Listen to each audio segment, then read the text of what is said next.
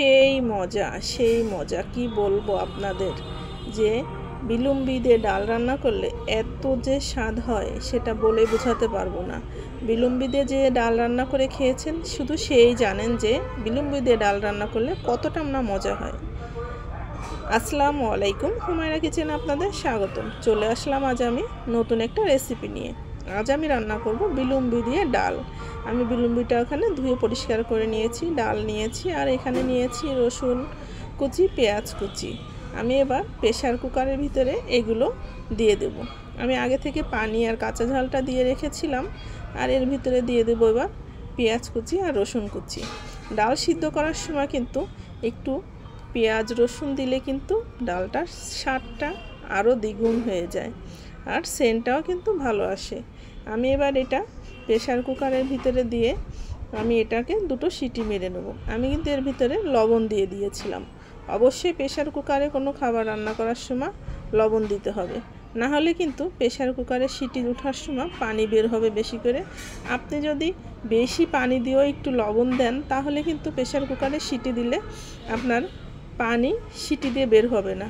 আর আমি কিন্তু দেখিয়ে দিয়েছি ডালটা কীরকম আধা সিদ্ধ হয়েছে।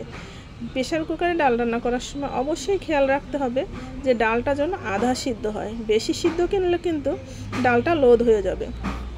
আমি এবার একটা ডাল ঘুটনি দিয়ে ডালটাকে ভালো করে ঘুটে নিয়েছি। ডালটা ঘোটা হয়ে গেলে আমি এর ভিতরে বিলম্বিটা দিয়ে দিয়েছি, আর একটু পরিমাণ পানি দিয়ে দিয়েছি, যেটা যতটুকু পরিমাণ পানি আমার ডালে লাগবে আমি সেটুকুন পানি দিয়ে দিয়েছি। আর এখানে প্রায় 1 চা চামচ মতো হলুদ দিয়ে দিয়েছি।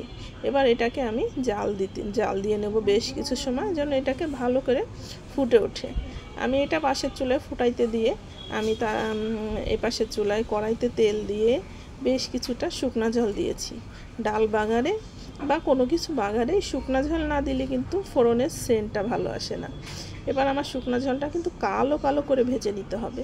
এটা কিন্তু হালকা ভাজা করলে হবে না, কালো কালো করে ভাজা করলে শুকনা ঝালের সেন্টটা ভালো আসে। আমার দেখেন পাশের চুলায় কিন্তু ডালটা ফুটছে কিভাবে। এভাবে কিন্তু ডালটা ভালো করে ফুটায় নিতে হবে, না হলে কিন্তু আপনার ডালটা খেতে স্বাদ লাগবে না। দেখেন আমি কত সুন্দর করে ফুটিয়ে নিয়েছি, আর আমার ডালের কালারটা মাশাআল্লাহ কত সুন্দর হয়েছে।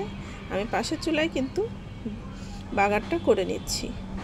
আমি এভাবে কিন্তু বেশ কিছু সময় নাড়াচাড়া দিয়ে পেঁয়াজটাকে ভালো করে ভেজে নিতে হবে, যেন সম্পূর্ণ পেঁয়াজগুলো ভালোভাবে ভাজা হয়ে যায়। আর পাশের চুলায় কিন্তু এভাবে ডালটাকে ভালো করে ফুটাইতে হবে, তাহলে কিন্তু বিলম্বির টক টক স্বাদটা কিন্তু বের হয়ে আসবে। বিলম্বি যে খেয়েছে সে তো অবশ্যই জানে বিলম্বিতে একটা টক টক স্বাদ আছে। আর ডাল রান্না করলে কিন্তু বিশাল একটা স্বাদ আসে, শুধু টক স্বাদটা না, ডালেরই স্বাদটা চেঞ্জ হয়ে যায়। আমার এখানে কিন্তু পেঁয়াজটা লাল লাল করে ভেজে নিয়েছি। এটা কিন্তু বাদামি ব্রাউন কালার করলে কিন্তু হবে না, এটা কিন্তু এরকমই একটা পোড়া পোড়া কালার আসবে। তখনই কিন্তু আমি ওরং দিয়ে ভুল হয়ে গেছে, ওরং দিয়ে ডালটা তুলে কিন্তু এই বেরেস্তার উপরে দিয়ে কিন্তু এটাকে এভাবে ওরংটা দিয়ে নাড়াচাড়া করে নিতে হবে, যেন বেরেস্তার সেন্টটা পুরো ডালের ভিতরে মেখে যায়।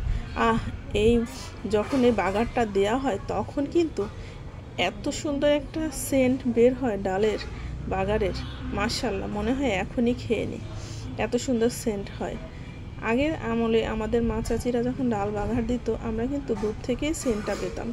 এখন কিন্তু বেশিরভাগ সময় এই ডালটার সেন্ট পাওয়া যায় না।